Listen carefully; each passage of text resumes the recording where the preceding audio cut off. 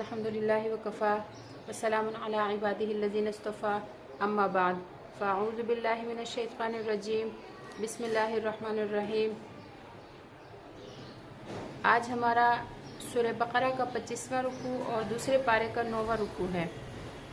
यहाँ पर अल्लाह रब्बुल इज़्ज़त, जैसे कि आपको पता है हज के अहकाम चल रहे थे, तो यहाँ पर अल्लाह रब्बुल इज़्ज़त इरशाद फरमाते हैं अल हज्जु अशहुरुम मालूमात, हज के चंद महीने मालूम है या हज का वक्त जो है वो मालूम है।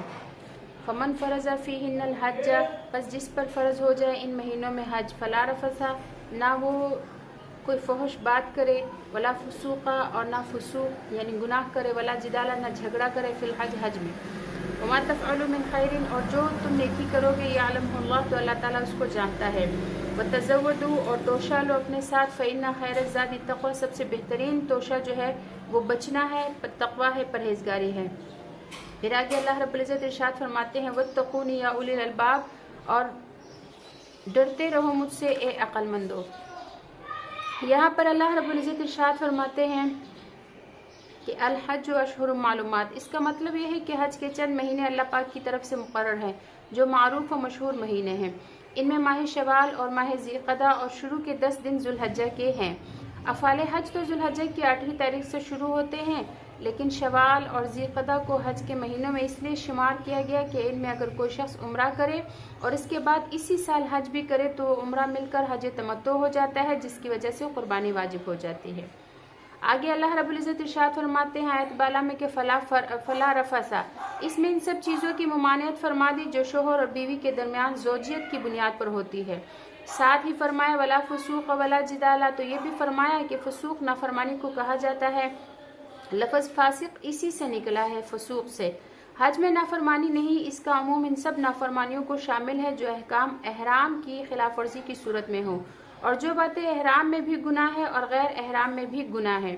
हक़ूक़ुल्लाह और हक़ूक़ुल इबाद तर्फ करना, वो भी सब इसके अमूम में दाखिल है।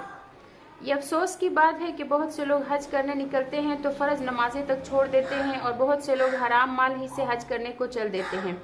औरतें बग़ैर महरम के हज के लिए रवाना हो जाती है। ऐन एहराम के वक्त ग़ीबतें भी जारी रहती हैं, और एहराम में बदनज़री के मौक़े ज़्यादा होते हैं, तो इससे भी एहतियात नहीं बरती जाती। हालांकि वला फुसूक़ा के उमूम का तकाज़ा ये है कि एहराम में हर गुनाह से ख़ुसूसियत के साथ परहेज़ करें। गो के गुनाहों से बचना हमेशा ही लाजिम है, लेकिन हुज्जाज को देखकर अफसोस होता है कि मुबारक अय्याम में मुक़द्दस सरज़मीन में हुदूद हरम में जहाँ सिर्फ इबादत ही के लिए आते हैं और बार बार तलबिया पढ़ रहे हैं, एहराम के लिबास में है, फिर भी छोटे बड़े गुनाहों में मुलव्वस रहते हैं। दाढ़ी मूंदने का गुनाह तो हज़ारों हुज्जाज कराम करते हैं। एहराम से निकलने के लिए बस ज़रा बहुत बाल काट देते हैं, जिससे एहराम से निकलते भी नहीं, और सर के बाल तो मूंदवाते नहीं, जिसमें नबी करीम सल्लल्लाहु अलैहि वसल्लम का इत्तिबा है और जो कसर से अफजल भी है। लेकिन वही मिना में बैठकर दाढ़ी ज़रूर मूंद देते हैं। ऐन वक़ूफ़ अरफात के मौक़े पर गाने सुनने में मशगूल रहते हैं। हालांकि कबूलियत हज की शर्त यह है कि रफ़स और फसूक का इर्तिकाब ना किया जाए। फिर फसूक की नफ़ी के बाद जिदाल की नफ़ी फरमाई, तो जिदाल अरबी ज़बान में लड़ने झगड़ने को कहते हैं। सफ़र हज में अव्वल से आखिर तक बहुत से ऐसे मौक़े पेश आते हैं जहाँ रुफ़क़ाए सफ़र और हुज्जाज से लड़ने को जी चाहता है, कहीं जगह की तंगी की वजह से और कहीं पानी लेने की भीड़ में, और दूसरे से आगे बढ़ जाने की वजह से ऐसी सूरत हाल पैदा हो जाती है कि हुज्जाज लड़ पड़ते हैं। और अजीब बात यह है कि वो मामूली सी बातें जिन पर हमेशा अपने घरों में आपस में मुसालहत कर लेते हैं, इनमें से कोई सूरत हज में पेश आ जाए तो दिल खोल कर लड़ाई लड़ते हैं। हकीकत में ये एक इब्तिला, एक इम्तिहान, एक आजमाइश है।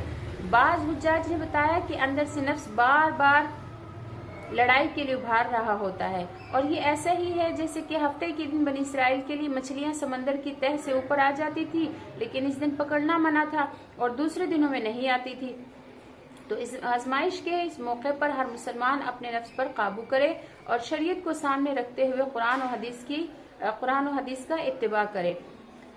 आगे अल्लाह रब्बुल इज़्ज़त ने इरशाद फरमाया वतज़व्वदू फ़इन्ना खैरज़ ज़ादी तक़वा, के ज़्यादा राह साथ ले लिया करो, क्योंकि बेहतर ज़्यादा राह जो है वो बचना है, तक़वा इख्तियार करना है।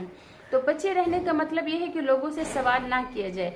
असबाबुन नुज़ूल में है कि हज़रत इब्न अब्बास रज़ी अल्लाह तआला अन्हु ने फरमाया کہ یمن کے لوگ حج کو آتے تھے لیکن سفر کے لیے انتظام کر کے نہیں چلتے تھے، زیادہ راہ پاس نہ ہوتا تھا اور کہتے ہی تھے کہ ہم توکل والے ہیں۔ جب مکہ معظمہ پہنچ جاتے تھے تو لوگوں سے سوال کرتے تھے، لہٰذا اللہ تعالیٰ نے یہ آیت نازل فرمائی کہ توشہ ساتھ لیا کرو، کیونکہ بہتر توشہ یہ ہے کہ لوگوں سے سوال نہ کیا جائے۔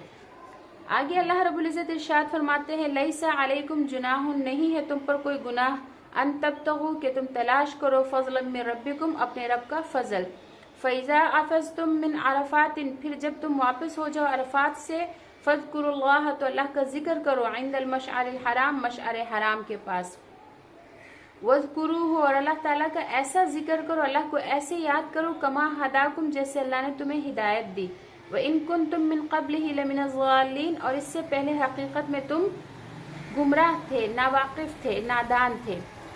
اس آیت میں اول تو حج کے موقع پر کسب معاش کی اجازت دے دی اور فرمایا کہ اپنے رب کا فضل تلاش کرو، تو اس میں کوئی حرج نہیں ہے۔ فضل تلاش کرنے میں تجارت اور محنت مزدوری سب داخل ہے۔ صحیح بخاری میں حضرت ابن عباس رضی اللہ تعالیٰ عنہ سے نقل کیا ہے کہ عکاز، مجنہ اور ذوالمجاز جاہلیت میں لوگوں کی تجارت گاہیں تھیں۔ جب اسلام کا زمانہ آیا تو مسلمانوں نے ان میں تجارت کرنے کو گناہ سمجھا، یہاں تک کہ آیت لیس علیکم جناح نازل ہوئی، جس میں موسم حج میں تجارت کرنے کی اجازت دے دی گئی۔ مستدرک میں ہے کہ حضرت عبداللہ بن عمر رضی اللہ تعالیٰ عنہ سے ایک شخص نے سوال کیا کہ میں حج کے موقع پر اونٹ وغیرہ کرائے پر لے جاتا ہوں اور لوگ یوں کہتے ہیں کہ تیرا کوئی حج ہوا ہی نہیں۔ حضرت ابن عمر رضی اللہ تعالیٰ عنہ نے فرمایا، کیا تو احرام نہیں باندھتا، کیا تلبیہ نہیں پڑھتا، کیا طواف نہیں کرتا، عرفات جا کر واپس نہیں آتا، رمی جمار نہیں کرتا؟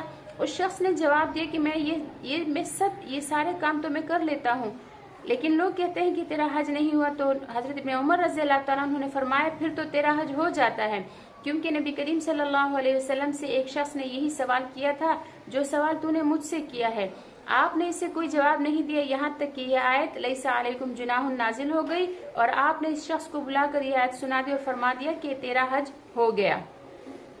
پھر آگے اللہ رب العزت ارشاد فرماتے ہیں، فَإِذَا أَفَضْتُم مِّنْ عَرَفَاتٍ، کہ پھر جب تم عرفات سے واپس ہو تو اللہ کو یاد کرو مشعر الحرام کے پاس۔ اس میں عرفات سے واپس ہو کر مزدلفہ میں اللہ کا ذکر کرنے کا حکم ہے۔ عرفات مزدلفہ سے 3 میل مشرق کی طرف ہے، یہ ایک بہت بڑا میدان ہے، یہاں پر ٹھہرنا حج کا سب سے بڑا رکن ہے۔ حج کے احرام کے ساتھ کوئی شخص ذوالحجہ کی 9ویں تاریخ کو زوال کے بعد سے لے کر آنے والی رات کی صبح صادق تک عرفات میں پہنچ جائے تو اس کا حج ہو جاتا ہے۔ آگے اللہ رب العزت ارشاد فرماتے ہیں، ثم پھر افیضوا، لوٹو، من حیث، جہاں سے افاض الناس اور لوگ لوٹتے ہیں، واستغفر اللہ، اور اللہ تعالیٰ سے مغفرت مانگو، ان اللہ، بے شک اللہ تعالیٰ غفور الرحیم، بخشنے والا، رحم کرنے والا ہے۔ حضرت عائشہ رضی اللہ تعالیٰ عنہ نے بیان فرمایا کہ قریش اور وہ لوگ جو ان کے دین پر تھے، یعنی بنو عامر، بنو ثقیف، بنو خزاعہ، یہ لوگ زمانہ جاہلیت میں حج کرتے تھے تو عرفات میں نہیں جاتے تھے، یہ لوگ مزدلفہ میں ہی ٹھہر جاتے تھے اور وہیں سے واپس ہو جاتے تھے۔ جب اسلام آیا تو اللہ تعالیٰ نے اپنے نبی صلی اللہ علیہ وسلم کو حکم فرمایا کہ عرفات میں پہنچے، وہاں وقوف کرے، پھر وہاں سے واپس آئے، تو یہ ثم افیضوا من حیث افاض الناس میں یہی حکم مذکور ہے۔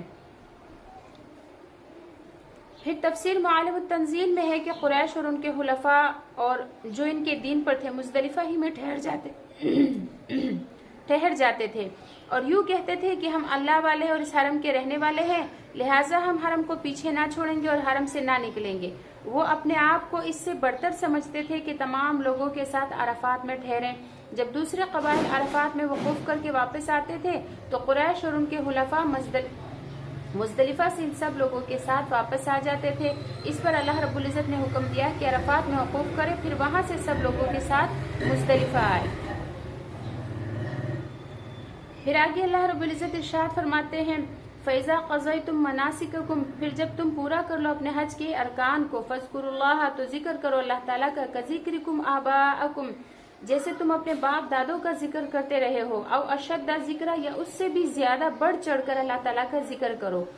فَمِنَ النَّاسِ، لوگوں میں سے من کچھ ایسے ہیں، یقول، جو کہتے ہیں، ربنا، اے ہمارے رب، آتنا، دے ہم کو، فی الدنیا، دنیا میں، वमा लहु फिल आखिरति मिन खलाक, और आखिरत में ऐसे लोगों के लिए कोई हिस्सा नहीं है। वमिनहुम, और उन लोगों में से मन कुछ ऐसे हैं, यकूलु, जो कहते हैं, रब्बना, ए हमारे रब, आतिना, दे हमको, फिर दुनिया में हसनतन, बेहतरी, और फिल आखिरत हसनतन, और आखिरत में भी हमें बेहतरी दीजिए, वक़िना अज़ाबन्नार, और हमको आग की अजाब से बचाइए। उलाइका, तो अल्लाह रब्बुल इज़्ज़त इरशाद फरमाते हैं, यही लोग हैं, लहुम, उनके लिए, नसीबुन, हिस्सा है, मिम्मा, उनमें से, कसबु, जो अमाल उन्होंने किए, वल्लाहु, अल्लाह ताला, सरीउल हिसाब, जल्द हिसाब लेने वाला है। 10वीं ज़िलहज्जा को मुज़दलिफ़ा से वापस आकर जमरा कुबरा को कंकरियां मारी जाती है और फिर हलक और कसर करके एहराम से निकल जाते हैं। इसके बाद तवाफ़े ज़ियारत और 2 या 3 दिन की रमी यानी कंकरियां मारना बाकी रह जाता है। ज़माना इस्लाम से पहले अरब के लोग हज से फारिग होकर अपने बाप दादों का तज़किरा किया करते थे और मुकाबले में अशआर पढ़ते थे और अपने कबीलों की बड़ाई बयान करते थे। अल्लाह जल्ले शानहू ने फरमाया कि हज के कामों से फारिग होकर अल्लाह को याद किया करो जैसे कि तुम अपने बाप दादों को याद करते रहे हो, बल्कि इससे भी ज्यादा बढ़कर अल्लाह को याद करो। फिर आगे अल्लाह रब्बुल इज़्ज़त इरशाद फरमाते हैं कि लोगों में से कुछ ऐसे हैं जो सिर्फ दुनिया मांगते हैं तो उनके लिए आखिरत में कोई हिस्सा नहीं। तो इन लोगों के बारे में फरमाया कि इनके लिए आखिरत में जरा सा भी हिस्सा नहीं है। फिर अहले ईमान की दुआ का तज़किरा फरमाया कि वो यूँ दुआ करते हैं कि हमारे रब हमको दुनिया में भी बेहतरी अता फरमा और आखिरत में भी बेहतर अता फरमा और हमें दोज़ख के अजाब से बचा। अहले ईमान दोनों जहान की कामयाबी, खुशहाली, खूबी और बेहतरी के लिए दुआ करते हैं। लफ्ज़ हसनतुन हसनुन की तानीज़ है जो हर खूबी और हर बेहतरी को शामिल है। मज़कूरा दुआ में दुनिया की हर खूबी और आखिरत की हर खूबी और बेहतरी का सवाल है और इस सवाल में बहुत बड़ी जामियत है। सही बुखारी में है कि नबी अकरम सल्लल्लाहु अलैहि वसल्लम अक्सर ये दुआ फरमाया करते थे, रब्बना आतिना फिद दुनिया हसनतन व फिल आखिरति हसनतन व क़िना अज़ाबन्नार।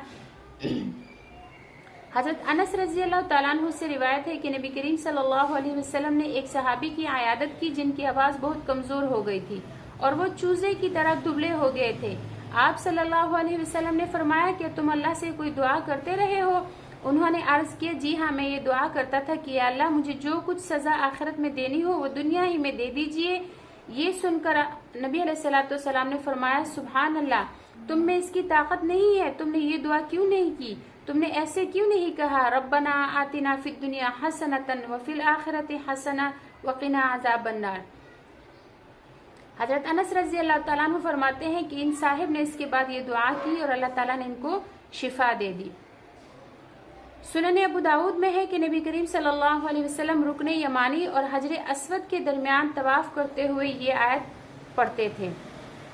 आगे अल्लाह रब्बुल इज़्ज़त इरशाद फरमाते हैं, वज़्कुरुल्लाह, और जिक्र करो अल्लाह ताला का, फी अय्यामिन मादूदात, गिनती के चंद दिनों में, फमन ताज्जला, जो कोई जल्दी करे, फी यौमैनी, इन 2 दिनों में, फला इस्मा अलैहि, तो उस पर भी कोई गुनाह नहीं, वमन ताख़रा, और जो ताख़ीर करे, फला इस्मा अलैहि, तो उस पर भी कोई गुनाह नहीं, लिमन, ये उस शख्स के लिए है, इत्तक़ा, जो तक़वा इख्तियार करे, वत्तक़ुल्लाह, और डरो अल्लाह ताला से, वअलमू, और जान लो, अन्नकुम इलैहि तुहशरून, बेशक तुम सबको अल्लाह ही के पास जमा होना है। आयत बाला में अव्वल तो ये फरमाया कि चंद दिनों में अल्लाह का जिक्र करो। इन दिनों से अय्याम तशरीक़ मुराद है जिनमें कुर्बानियाँ की जाती है और हुज्जाज का मिना में क़याम होता है और जमरात को कंकरियाँ मारी जाती है। इससे पहले मुज़दलिफ़ा में जिक्र करने का हुक्म फरमाया और अराफात में तो जिक्र और दुआ है ही।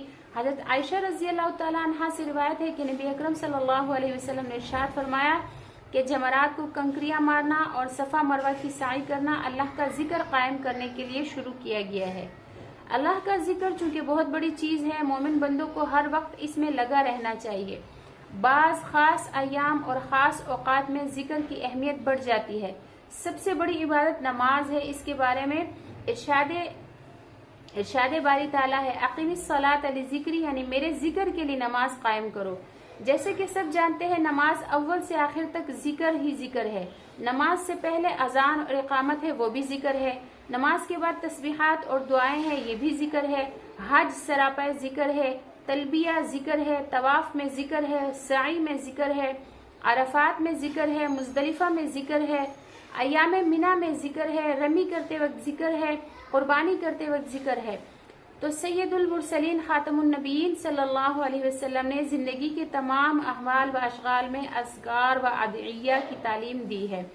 در حقیقت ذکر ہی اس دنیا کی روح ہے، جس دن اللہ کا ذکر نہ ہوگا یہ دنیا ختم ہو جائے گی۔ صحیح مسلم میں ہے کہ نبی کریم صلی اللہ علیہ وسلم نے ارشاد فرمایا کہ قیامت اس وقت تک قائم نہ ہوگی جب تک ایسا وقت نہ آ جائے کہ زمین میں اللہ اللہ نہ کہا جائے۔ سید المرسلین صلی اللہ علیہ وسلم ہر وقت اللہ کا ذکر فرماتے تھے۔ پھر یہ جو اللہ رب العزت ارشاد فرماتے ہیں کہ فمن تعجل فی یومین فلا اثم علیہ، تو ان 2 دنوں سے مراد 11-12 تاریخ کی رمی کرنے کے بعد اگر کوئی شخص چاہے کہ مینا سے چلا جائے اور 13ویں تاریخ کی رمی نہ کرے تو اس کی بھی اجازت ہے۔ اور اگر اسی کے بارے میں یہاں فرمایا کہ فمن تعجل، جو جلدی کرے یعنی پہلے چلا جائے، 13ویں تاریخ کی رمی سے پہلے چلا جائے، صرف 11-12 تاریخ کی رمی کر کے چلا جائے تو اس میں بھی کوئی گناہ نہیں ہے، لیکن افضل یہ ہے کہ مینا میں ٹھہرا رہے اور 13ویں تاریخ کی رمی کر کے مینا سے روانہ ہو۔ نبی کریم صلی اللہ علیہ وسلم نے حجۃ الوداع کے موقع پر 13ویں تاریخ کی رمی بھی کی تھی، جیسے کہ 11-12 تاریخ کو زوال کے بعد رمی کی۔ 13ویں تاریخ کی رمی کا وقت صرف غروب آفتاب تک ہے۔ فقہا نے لکھا ہے کہ 12ویں تاریخ کو اگر مینا میں ہوتے ہوئے سورج غروب ہو جائے تو 13ویں کی رمی چھوڑ کر جانا مکروہ ہے، اور اگر مینا میں ہوتے ہوئے 13ویں کی صبح ہو جائے تو 13ویں کی رمی کرنا بھی واجب ہو جاتا ہے۔ اگر کوئی شخص 11-12 کی رمی کر کے چلے جانے کی اجازت ہوتے ہوئے مینا میں ٹھہرا رہے اور 13ویں ذوالحجہ کی رمی کر کے جائے، اس کے بارے میں فرمایا کہ ومن تاخر فلا اثم علیہ، کہ جو شخص تاخیر کرے تو اس پر بھی کوئی گناہ نہیں ہے۔ مقصد یہ ہے کہ 10ویں ذوالحجہ کے بعد 2 دن کی رمی کر کے چلا جائے تو اس کا بھی اختیار ہے، اور تیسرے دن یعنی 13ویں ذوالحجہ کی رمی کے لیے ٹھہر جائے اور مینا سے روانگی میں تاخیر کرے تو اس کا بھی اختیار ہے۔ پھر آگے اللہ رب العزت ارشاد فرماتے ہیں وَمِنَ النَّاسِ، لوگوں میں سے من کچھ ایسے ہیں يُعْجِبُكَ قَوْلُهُ، کہ آپ کو تعجب میں ڈالتی ہیں اس کی باتیں، فی الحیات الدنیا، دنیا کی زندگی میں، وَيُشْهِدُ اللَّهَ عَلَى مَا فِي قَلْبِهِ، اور اللہ کو وہ گواہ بناتا ہے اس بات پر جو اس کے دل میں ہے، وَهُوَ أَلَدُّ الْخِصَامِ، حالانکہ وہ سخت ترین جھگڑالو ہے، وَإِذَا تَوَلَّى، اور جب وہ پیٹ پھیر کر چل دیتا ہے، سعیٰ، تو کوشش کرتا ہے، دوڑتا ہے، فی الارض، زمین میں، لِيُفْسِدَ فِيهَا، تاکہ زمین میں فساد کرے، وَيُهْلِكَ الْحَرْثَ، اور کھیتیوں کو، وَالنَّسْلَ، اور نسل کو برباد کرے، ہلاک کرے، وَاللَّهُ، اللہ تعالیٰ، لَا يُحِبُّ الْفَسَاد، پسند نہیں کرتا فساد کرنے والوں کو، وَإِذَا قِيلَ لَهُ، اور جب اس سے کہا جائے اتَّقِ اللَّهَ، کہ ڈرو اللہ تعالیٰ سے، أَخَذَتْهُ الْعِزَّةُ بِالْإِثْمِ، تو وہ اپنے نفس کو، اس کا غرور نفس جو ہے وہ اس کو گناہ پر آمادہ کرتا ہے، وہ پکڑتا ہے اپنی عزت کو گناہ کے لیے، فَحَسْبُهُ جَهَنَّمْ، بس اس کے لیے جہنم ہی کافی ہے، وَلَبِئْسَ الْمِہَادُ، اور وہ بہت برا ٹھکانہ ہے، یہ بہت برا بچھونا ہے۔ وہ عالم التنزیل میں لکھا ہے کہ آیت اخنس بن شریق کے بارے میں نازل ہوئی، یہ شخص میٹھی باتیں کرنے والا تھا، دیکھنے میں بھی اچھا لگتا تھا، نبی کریم صلی اللہ علیہ وسلم کی خدمت میں آتا تھا اور پاس بیٹھ کر اپنا مسلمان ہونا ظاہر کرتا تھا اور کہتا تھا کہ میں آپ سے محبت کرتا ہوں، اور اس پر قسمیں کھاتا تھا اور اندر سے منافق تھا۔ نبی کریم صلی اللہ علیہ وسلم اس کی ظاہری باتوں کی وجہ سے اسے قریب بٹھاتے تھے اور اس پر یہ آیت نازل ہوئی۔ لباب النقول میں ابن جریر مفسر صدی سے نقل کیا ہے کہ یہ آیت اخنس بن شریح کے بارے میں نازل ہوئی، وہ آپ صلی اللہ علیہ وسلم کی خدمت میں آیا اور اپنا مسلمان ہونا ظاہر کیا، آپ کو اس کی باتیں پسند آئی، پھر وہ آپ کے پاس سے چلا گیا اور مسلمانوں کے کھیتوں پر گزرا جہاں گدھے بھی چل رہے تھے، اس نے کھیتوں کو آگ لگا دی اور گدھوں کے پاؤں کاٹ کر چلا گیا، اس پر یہ آیت نازل ہوئی۔ بعض علماء سے نقل کیا ہے کہ نبی کریم صلی اللہ علیہ وسلم کی دعا اللہم انی اعوذ بک من خلیل ماکر، کہ اے اللہ مجھے مکر کرنے والے یعنی منافق دوست سے میں حفاظت فرمائیے، میں آپ کی پناہ مانگتا ہوں منافق دوست سے۔ تو یہ اخنس بن شریح جو ہے اس سے یہی مراد ہے، جو میٹھی زبان والا تھا، جب نبی کریم صلی اللہ علیہ وسلم سے باتیں کرتا تھا تو نرم نرم باتیں کرتا تھا اور یوں کہتا تھا کہ اللہ جانتا ہے کہ میں سچا ہوں۔ تو میٹھی میٹھی باتیں کر کے لوگوں کو اپنی طرف مائل کرنا اور دل میں جو کچھ ہے اس کے خلاف ظاہر کرنا، آج کی دنیا میں اس کو بڑی ہوشیاری سمجھا جاتا ہے، بلکہ یہ چیز سیاست حاضرہ کا جز بن چکی ہے۔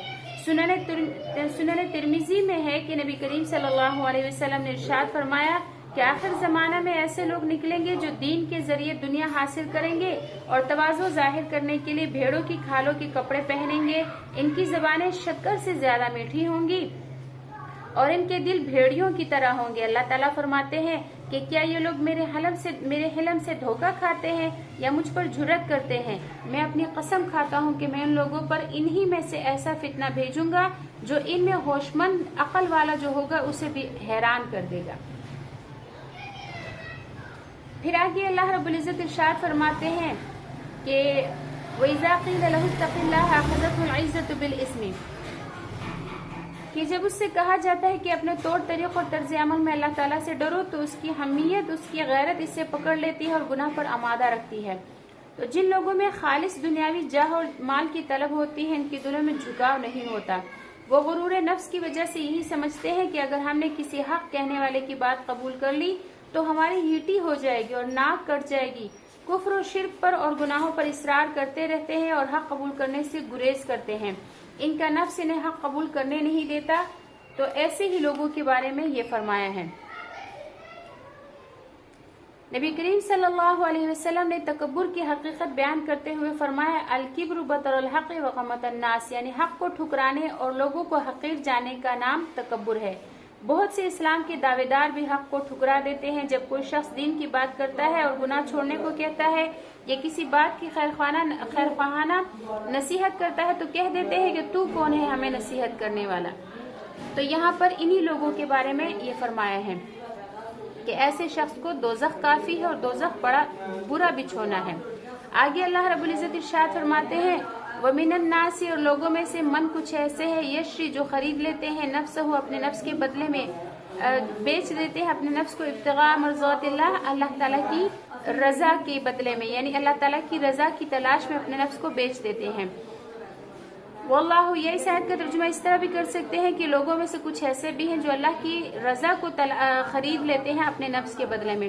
واللہ، اللہ تعالیٰ رؤوف مہربان ہے بالعباد، اپنے بندوں پر. حضرت سعید بن مسیب سے نقل کیا ہے کہ جب حضرت صہیب رومی رضی اللہ تعالیٰ عنہ مدینہ منورہ ہجرت کرنے کی نیت سے مکہ معظمہ سے نکلے تو قریش کے چند افراد ان کے پیچھے لگ گئے تاکہ ان کو واپس کر دے. حضرت صہیب رومی رضی اللہ تعالیٰ عنہ اپنی سواری سے اترے اور اپنے ترکش سے تیر نکالے اور ان سے کہا کہ قریش کے لوگوں، تمہیں معلوم ہے کہ میں تم سے بڑھ کر تیر انداز ہوں اور خدا کی قسم کھاتا ہوں کہ تم مجھ تک نہیں پہنچ سکتے جب تک کہ میں اپنے سارے تیر تمہاری طرف نہ پھینک دوں جو میرے ترکش میں بھرے ہوئے ہیں. اس کے بعد میں اپنی تلوار سے لڑوں گا جب تک میرے ہاتھ میں سکت رہے گی. اب تم جو چاہو کر لو. اور ایک صورت یہ ہے ہاں کہ میرا مال اور میرے کپڑے جہاں مکے میں رکھے ہیں میں تمہیں ان کا پتہ بتا دیتا ہوں، تم ان کو لے لو اور میرا راستہ چھوڑ دو. تو وہ لوگ کہنے لگے، قریش کے لوگ کہنے لگے ہاں یہ ٹھیک ہے، ہم اس پر راضی ہیں. وہ لوگ تو ادھر چلے گئے اور حضرت صہیب رضی اللہ تعالیٰ عنہ سفر پورا کر کے مدینہ منورہ پہنچ گئے.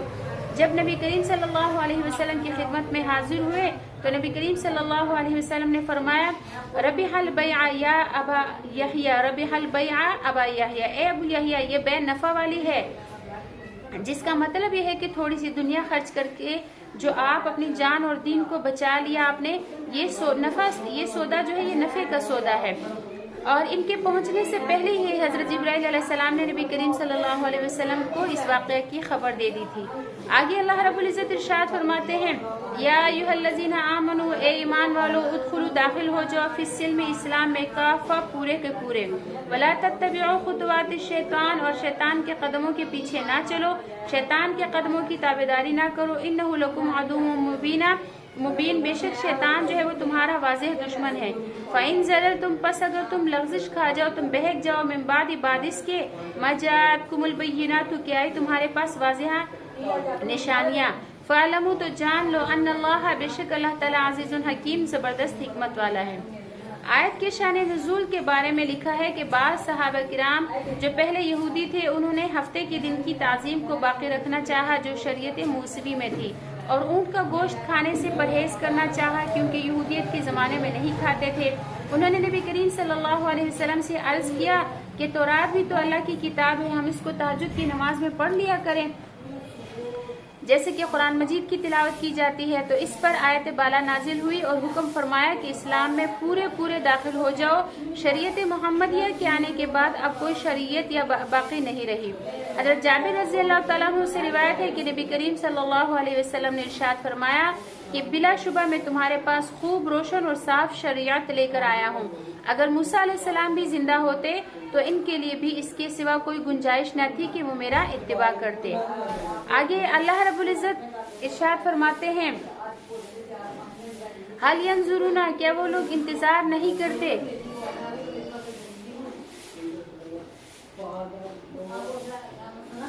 الا مگر اس بات کا آیاتہم اللہ کہ آئے ان کے پاس اللہ تعالیٰ فی ظلل من الغمام بادلوں کے سایوں میں، والملائکۃ اور فرشتے ان کے پاس آ جائے، وقضی الامر اور فیصلہ ہو جائے، ویللہ اور اللہ کی طرف ترجع الامور تمہارے سب کاموں کا لوٹنا ہے. یہاں پر اللہ رب العزت ارشاد فرماتے ہیں کہ جو لوگ واضح دلائل کے بعد بھی دین اسلام میں داخل نہیں ہوتے انہیں کیا انتظار ہے. ان کے طور طریق سے معلوم ہوتا ہے کہ وہ بس اسی کا انتظار کر رہے ہیں کہ اللہ اور اس کے فرشتے بادلوں کے سائبانوں میں آ جائے اور ان کو ان کے کفر کی سزا مل جائے اور سارا فیصلہ ہو جائے. پھر آگے اسلام قبول کرنے کا موقع ہی نہیں ہے کیونکہ عذاب سامنے آنے کے بعد اسلام قبول نہیں ہوتا. پھر فرمایا کہ تمام امور اللہ تعالیٰ ہی کی طرف لوٹائے جائیں گے، وہ قاضی روز جزا ہے اور اس دن مجازی صاحب اختیار بھی کوئی نہ ہوگا. وہ حق کے ساتھ فیصلے فرمائے گا. اہل کفر کے بارے میں دائمی عذاب کا فیصلہ ہوگا، لہٰذا اپنا انجام سوچ لے. وآخر دعوانا ان الحمدللہ رب العالمین. دعا کیجئے کہ اللہ تعالیٰ ہماری اس کاوش کو قبول اور منظور فرمائے. سبق کی آپ کو سمجھ لگ رہی ہے تو اس کو لائک کیجئے، شیئر کیجئے اپنے احباب کے ساتھ اور چینل کو سبسکرائب کر دیجئے گا. السلام علیکم ورحمۃ اللہ وبرکاتہ.